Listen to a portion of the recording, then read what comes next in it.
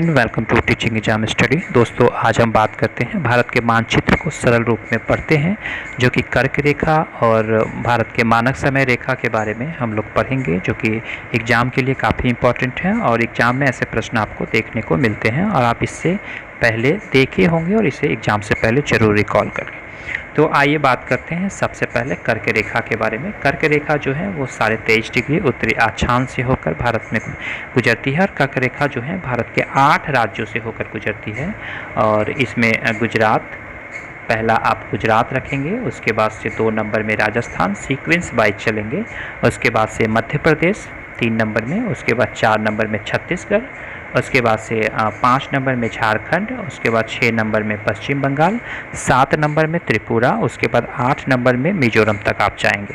यानी आप पूरब से लेकर के पश्चिम तक आप सीक्वेंस वाइज जाएंगे, जिसमें कि गुजरात हो जाएगा, उसके बाद राजस्थान हो जाएगा, मध्य प्रदेश हो जाएगा, छत्तीसगढ़ हो जाएगा, झारखंड हो जाएगा, पश्चिम बंगाल हो जाएगा, त्रिपुरा हो जाएगा और उसके बाद से मिजोरम हो जाएगा। तो इस प्रकार आप सीक्वेंस वाइज जाएं कि कर्क रेखा भारत के 8 राज्यों से होकर के गुजरती है।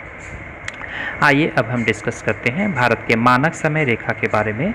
और मानक समय रेखा भारत के जो हैं वो 22.5 डिग्री पूर्वी देशांतर तक होती है और भारत के मानक समय रेखा यानी IST 22.5 डिग्री पूर्वी देशांतर पर आधारित है और ये 5 राज्यों से होकर गुजरती है, जिसमें सबसे पहले उत्तर प्रदेश, उसके बाद से मध्य प्रदेश, उसके बाद से छत्तीसगढ़, उसके बाद से उड़ीसा, उसके बाद से आंध्र प्रदेश।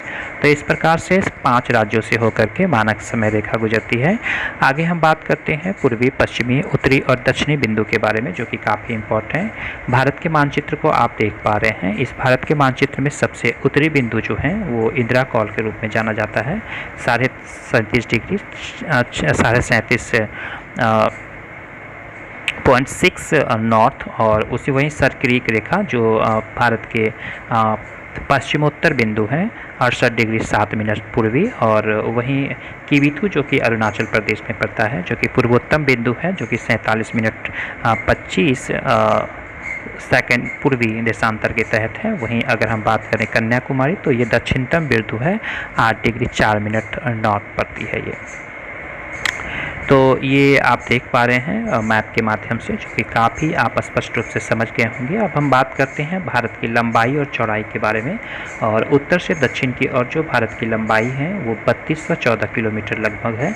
वहीं पूरब से पश्चिम की ओर अगर चौड़ाई बात करें हम, तो 2933 किलोमीटर है। और ये जो है एग्जाम में रिपीटेड टाइम पूछी जाती है। कर्क रेखा के बारे में पूछी जाती है 23.5 डिग्री, और मानक समय रेखा जो है वो 82.5 डिग्री है। तो ये चीज़ आप याद रखेंगे, जो कि एग्ज़ाम के दृष्टिकोण से काफ़ी महत्वपूर्ण है। अब हम बात करते हैं तटीय रेखा से जुड़े 9 राज्य, भारत के जो कोस्टल एरिया से जुड़े हुए 9 राज्यों के बारे में, जो कि काफ़ी इंपॉर्टेंट है और ये भी एग्जाम में जो है वो पूछी जाती है। तो तटीय रेखा वाले 9 राज्य क्रम वाइज हम याद करते हैं, जिसमें गुजरात हो जाएगा, उसके बाद महाराष्ट्र हो जाएगा, उसके बाद गोवा, उसके बाद कर्नाटक, उसके बाद केरल, उसके बाद तमिलनाडु, आंध्र प्रदेश, उड़ीसा, पश्चिम बंगाल जो हैं। ये 9 राज्य जो हैं ये कोस्टल एरिया पड़ते हैं, यानी समुद्र से घिरे हुए, जिसमें बंगाल की खाड़ी और अरब सागर के कोस्टल एरिया वाले क्षेत्र को हम तटीय रेखा के रूप में जानते हैं। बाकी हम लोग ने ये डिस्कस कर दिया है कि ये जो है किविथु जो है वो अरुणाचल प्रदेश में है, और सर क्रीक जो है वो गुजरात में, और ये साइड अरब सागर है, ये बंगाल की खाड़ी क्षेत्र पड़ती है। उसके बाद से सबसे साउथ में कन्याकुमारी पड़ती है।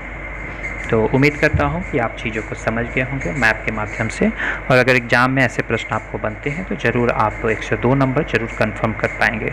वीडियो अच्छी लगी होगी तो चैनल को सब्सक्राइब जरूर कर लें। वीडियो देखने के लिए धन्यवाद।